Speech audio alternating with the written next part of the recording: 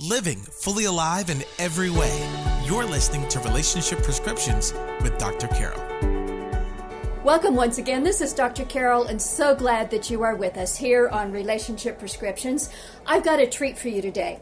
My friend Dr. Jimmy Meyers is the founder, owner, and executive director of the Timothy Center here in Austin, Texas, focusing on helping adolescents and families find God's solutions to life challenges.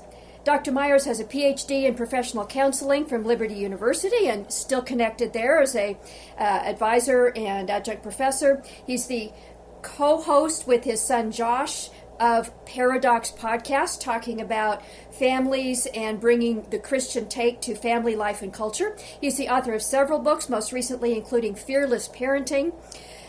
And he and his wife Beth are the parents of 3 children and proud grandparents of, I believe it's 6 now, grandkids? About 1 week away from 7. From 7. Yes. Welcome, Dr. Meyers, to the podcast. And isn't grandparenting the best? Oh, seriously. It is so great. The weird thing is you see these children just like you saw your own children. You know, you just attach to them and affix to them. But then you get to see your own children parenting them and loving on them and disciplining them. It's the greatest thing ever. And Dr. Meyers, your whole career has been focused on adolescents and families and helping them deal with life challenges from a biblical and Christian worldview. One thing that is a huge challenge right now, and that I know our listeners are interested in because of what they write to me about, and that's the whole challenge of pornography, how that's affecting families and especially our young people now. We could address this from so many different perspectives, but from your vantage point as a individual helping these families and young people, just talk a little bit about what the pornography issue is like for families and young people today. It's probably not what people in your generation, my generation, would have thought years ago. No. I always tell people when I go around and speak, you know, back in the day, we had to work for our pornography. You had to know whose dad subscribed to Playboy, right? Where they kept them when they were out of town. It was a job. And of course, today, what is for free online makes Playboy magazine look like a Sunday school quarterly.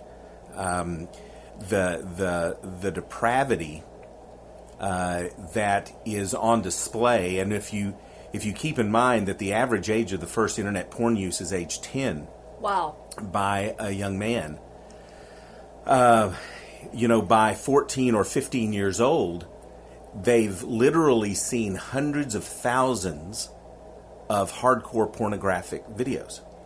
That can't not affect them. And this is in young people whose brains are not yet completely formed. Yes. And the pornography goes a long way toward helping to form those neural pathways. There was a recent study that was done in this year.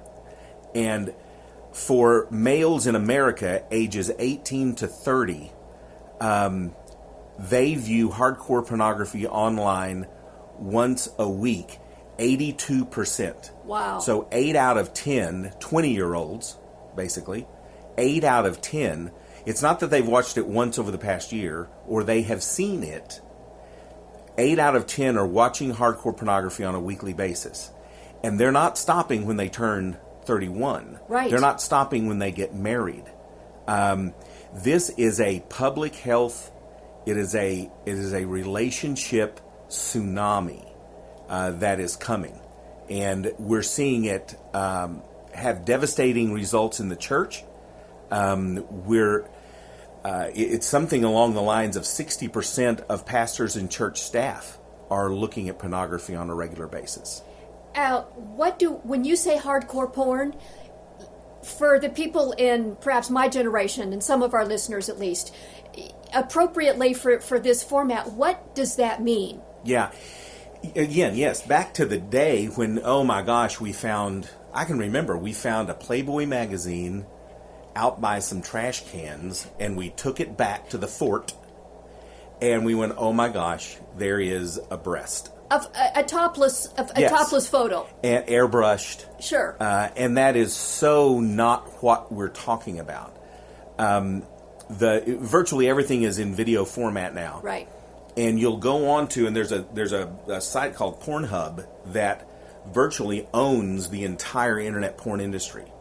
They're a conglomerate, and everything, because it's almost no matter what site somebody would go to, it's owned by Pornhub. And so they put out some amazing statistics. That Pornhub puts out a yearly, here's a look at porn in America report. And some of it is stunning, but it's all categories. And it's a category by body type, by sex, by nationality, by your race, and then it's by your age, it's by your weight, and then it's big rears, small rears, big chest, small chest, and then it gets into the paraphilias of what type of sex act that you put. So all of these are under categories. So you go in and let me repeat, a 10-year-old on the school bus on the way to school. Because now with smartphones, it is porn in your pocket. That's right. And they're picking what race, what body type, what sex act, what age, and what they're doing is they're establishing what is called their arousal template. And this is set by a relatively young age. And so it's fascinating how many videos that someone who watches pornography on a regular basis will go through, because they have an arousal template in their head. They have honed this over time to the exact race, the exact body type, the exact sex acts, the exact hair color, just down to a fine art. And as they're looking at videos, they're just clicking through them. And if it's not exactly their template, they're on to the next, on to the next. And what research is showing, it's not they get a thrill out of the porn they're looking at, because most of the time it doesn't fit their exact template. It's not close enough. So the thrill, the adrenaline, the dopamine is in, I bet it'll be the next one. I bet it'll be the next one. And so they're just rifling through these videos at an alarming rate, which is why you get a kid in their 20s, they will have seen millions. And that's so difficult to comprehend. You and I, our brains doesn't really get we can't capture that. Because they can look at 800 to 1,000 in one setting. And here's the problem with that. So porn has established our arousal template. Well, when we get married, we don't marry our arousal template. And so this girl has no chance whatsoever of achieving that arousal template, because she's not going to be short, Asian, blah, blah, blah. And even if she came close to the body type, there's a good chance she's not going to want to do the sex acts that this kid has seen since he was 10 years old. So really, this marriage is doomed to sexual frustration. And that's just the boys. Now we have an entire culture that is sexualizing young females at a very, very young age. There was a child rapist who talked about how he would groom young girls to desire him and to be sexual and to see themselves as a sexual being.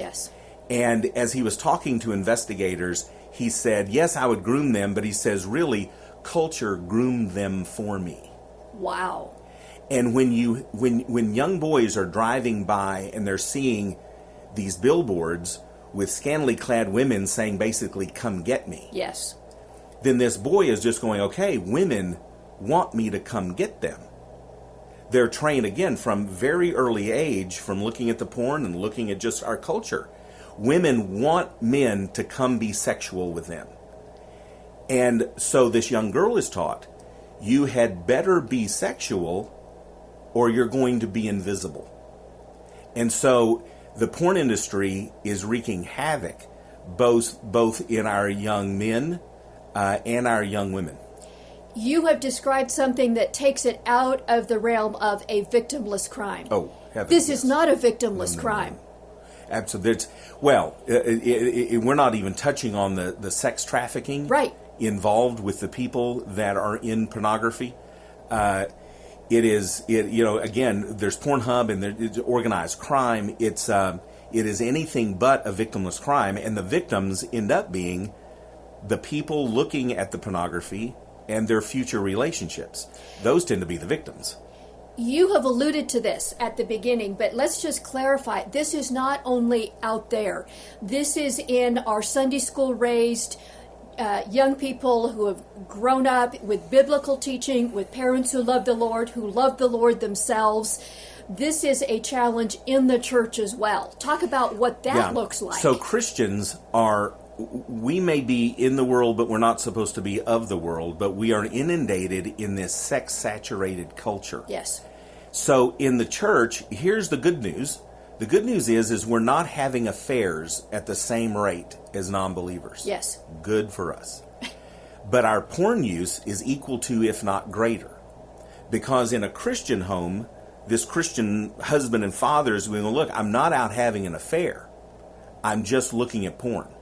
Because, hey, all I want is oral sex from my wife, and she won't give it. And I've already seen millions of videos. Right. I know women love this. Because everybody tells me that they want it. And I've seen. And my wife must be an aberration. She is. I got stuck with the one sexual prude on the planet. Because I see these videos. Right. Women love this stuff. And my wife won't. So listen, sister. If you don't want me looking at porn, then you need to put out. And if I'm looking at porn, you just look in the mirror, because that's why I'm doing it. And that's Christian homes. Yes. And again, we want credit for not having an affair. Which, yes, thank the Lord we're having less affairs. That message is there. But wow, the destruction to relationships that has been going. By the time a young Christian person gets married, male or female, this has been part of their culture for 10 or 15, 20 years. In your experience working with young people who have struggled with this, what are some of the biological impacts? You talked a little bit about the brain, and you alluded to some of the sexual dysfunctions that marriage can bring. But this isn't only dissatisfaction with this particular wife. Men can't function. Well, yeah. Either. It used to be that you would see erectile dysfunction in 40 and 50-year-olds. Again, it's this idea that I can't achieve my arousal template. And the dopamine doesn't get high enough. So my wife doesn't do that for me. And so they either have to think about a pornographic scene, or they'll work like all get out to introduce pornography into the marriage bed. Right. And without that, they can't function. But now we're seeing it in 30-year-olds and 20-year-olds. And I think just the most unbelievable example is I had a 15-year-old boy who could not gain an erection to have sex with his girlfriend without thinking. He said, now if I think of, my favorite porn video, I can get an erection. So imagine, if you will, the number of videos that 15-year-old had to have watched to have his arousal template so ingrained in his head. Right. That without thinking or looking at that pornographic arousal template, he can't get an erection. Wow. Dr. Meyers, for the parent or church leader or teacher out there who hears this and says, what am I going to do? What can we possibly do about this? That is part of the framework from which you wrote Fearless Parenting. Let's talk a little bit about, what does the gospel have to say about this? What kind of solution is there possibly out there for this kind of a tsunami? I think it's interesting because in 1 Corinthians 6, I guess, there's just this very odd verse: flee sexual immorality. Right. It doesn't say flee theft or flee gossip, but it is run for your life when it comes to sexual immorality. Yes. I remember back in the day when Archie Bunker was on All in the Family, and Carol O'Connor's son died of a drug overdose. Yes. And there's this really famous TV commercial that just has a close-up of Carol O'Connor's face. I mean, I can see it to this day. And everyone in the nation knew his son died of a drug overdose. And there's this up close of his face, and he says, "Parents, do whatever is necessary to get between your child and drugs." And that was the entire commercial. And I remember it 40 whatever years later. Yes. I would say the exact same thing to Christian parents today. Well, all parents. Do whatever it takes to get between your child and pornography. And if that means that they get a flip phone, then they get a flip phone. And if we have blocking software out the wazoo, then we get blocking software. I am stunned at the parents that give their children smartphones with no blocking, no accountability software at all. It's like we're getting them subscriptions to porn magazines and then just expect them not to look inside. Of course they're going to use these smartphones to access pornography. Of course they are. And they're going to use these smartphones to send naked pictures of themselves, or they're going to video themselves having sex with their girlfriends. Right.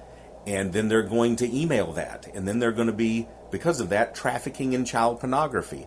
It's a brave new world that parents are just now getting to catch up. We're always the last ones to the technological party. I had a 14-year-old boy whose girlfriend, so what is that, 14, 8th grade? This 8th grade girl sent this young boy a naked picture of herself. Right. And so he reciprocated by sending a naked picture of himself to his girlfriend.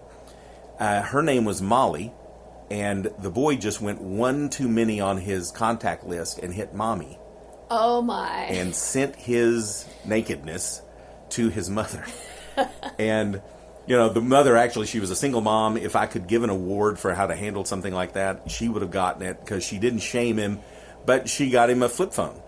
And she says, "And you'll have this until you graduate." And he was 14. She just said, you know, there's a lot of 14-year-olds that can have this technology and not take pictures of their nude self and send it to their girlfriends. You're just not one of them that can do that. So I'm helping you by taking this away. Right. And she did a great job in not shaming him. But what we find is everything we want our child to have a phone for is accomplished in the dumb part of the phone. To call, to text. All the safety issues, Yep. You don't need the smart features. Not at all. You don't need to get on the internet for that. Everything they get in trouble for is accomplished on the smart part of the phone.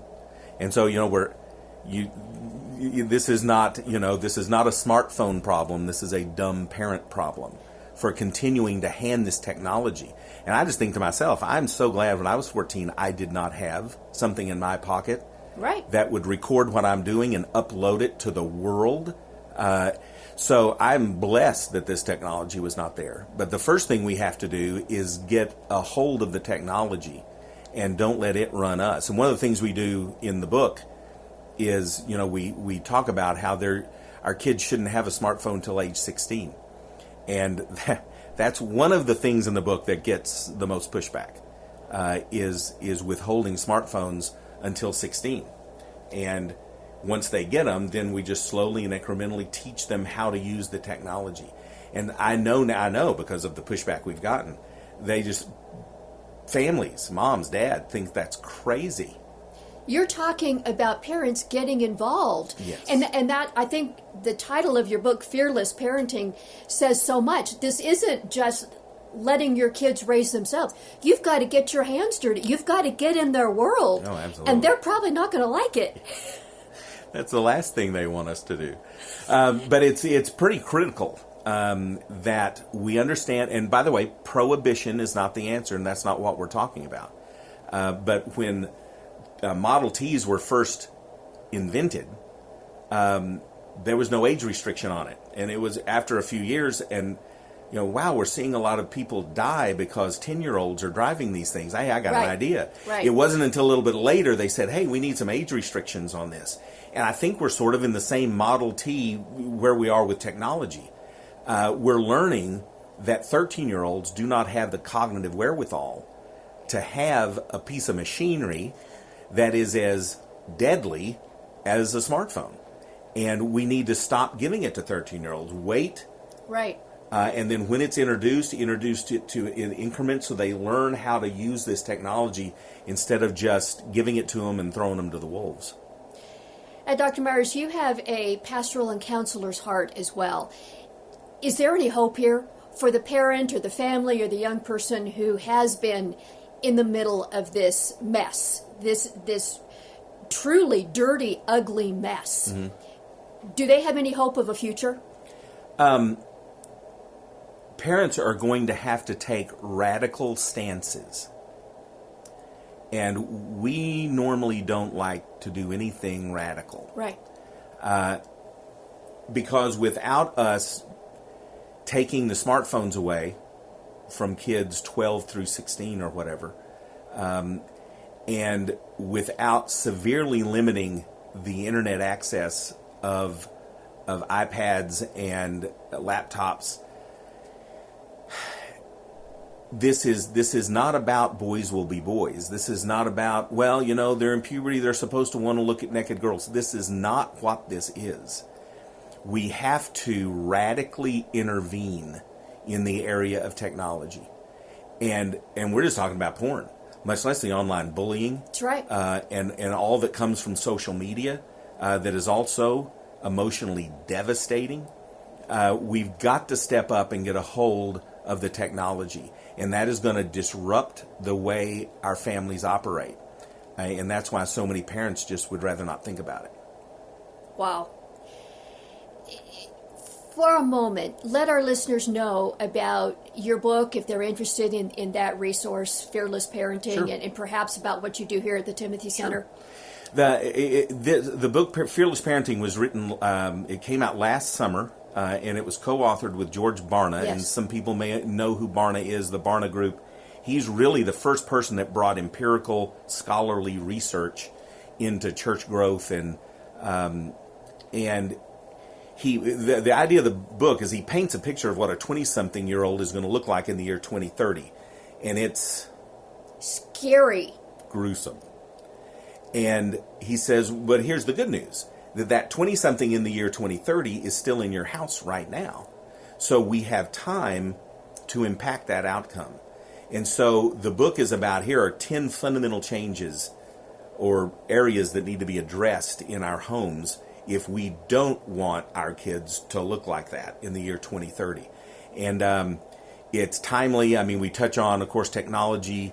Another chapter that got a lot of pushback was entitled The Push, and how we push our kids into sports. Yes. And where youth sports has gone in America today, and just how insane it is.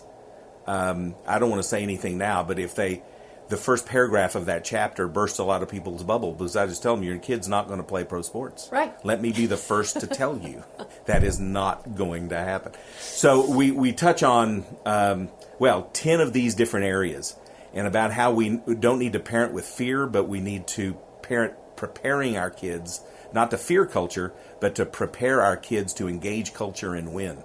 So it was a great experience writing with Barna.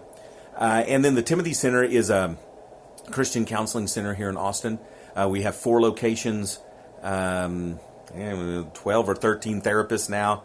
And we started out working primarily with adolescents, but now we work with everybody.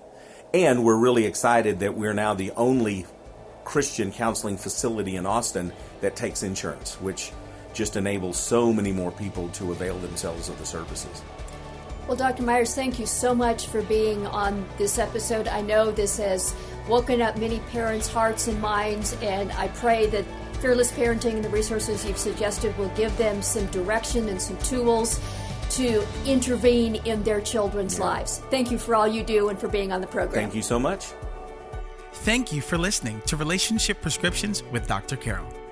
Our purpose is to provide trustworthy resources that help you and others live fully alive in every way as God intended. If you would like to help others experience transformation in their lives and relationships, we invite you to partner with us. Text the word GIVE, that's G-I-V-E, to the number 512-980-1620. Or visit our website at drcarrollministries.com/donate to make a one-time contribution or monthly gift.